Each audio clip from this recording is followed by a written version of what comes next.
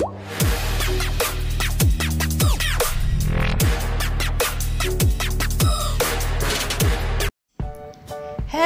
good day po sa ating lahat. Welcome po sa aking channel.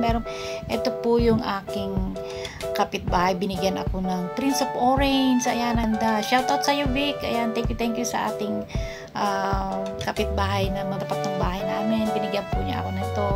Ang ganda-ganda po. Ayan, pinugot na niya. Siya na rin po ang nag-alis niyan. Ayan, ang ganda. Wow. Thank you. Ito, ready na po tayo dito. Ito ililipat natin agad, ilagay sa pot. Ito, meron po tayong pot ngayon. Ito po yung nabili ko. Naalala yung bumili ako dati na para siyang balde. Ayan, may dalawang butas, pero itong butas na to, kulang to. Dahil ang ating mga Prince of Orange or mga philodendron, kailangan po siya ng airy, yung buhaghag, at saka kailangan talaga niya na yung water niya. Ayan, madaling mag-drain. Hindi po pwede yung talagang lupang ilalagay na kasi baka mag-root-rot yung ating mga ayan, kanyang ugat. Ayan.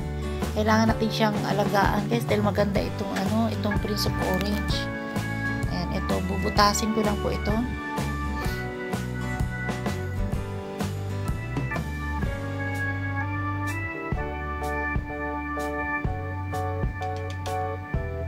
Dinamihan ko na yung butas para madaling mag-drain yung kanyang tubig pag nagdiyo.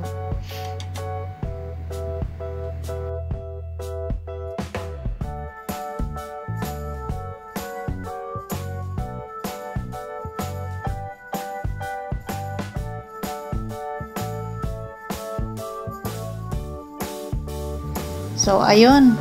Ito po ang style.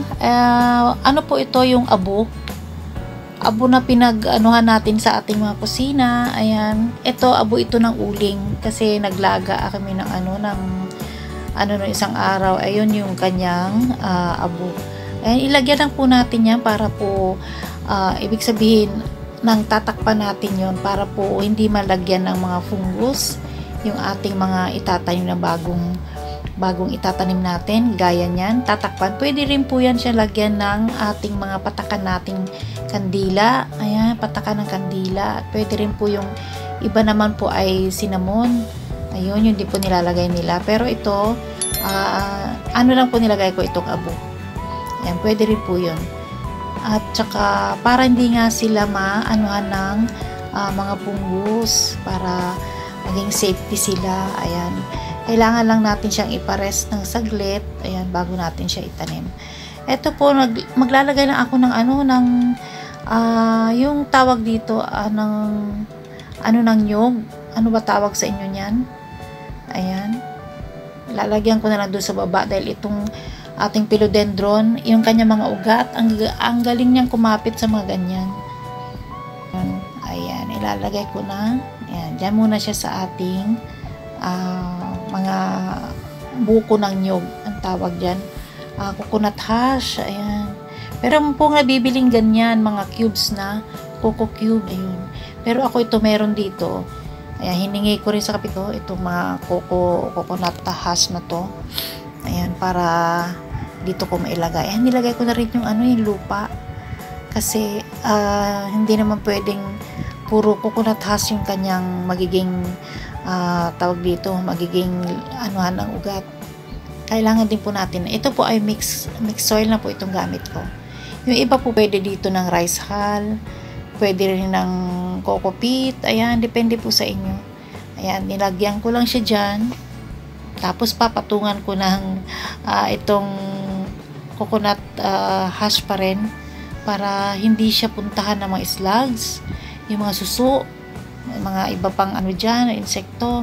Kasi nga, itong mga suso minsan, umaakyat sa mga ganyan. Kaya, kailangan natin siyang aware dyan. Syempre, siguro, takot sila sa ganyan. Ayan, natapos na rin natin. And ito guys, kailangan po lang natin itabi sa bright and shaded area.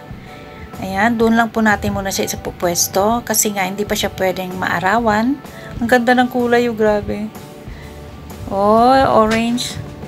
Ayan, hindi po siya pwedeng maarawan muna. Nasa shaded area po siya. Ayan, thank you.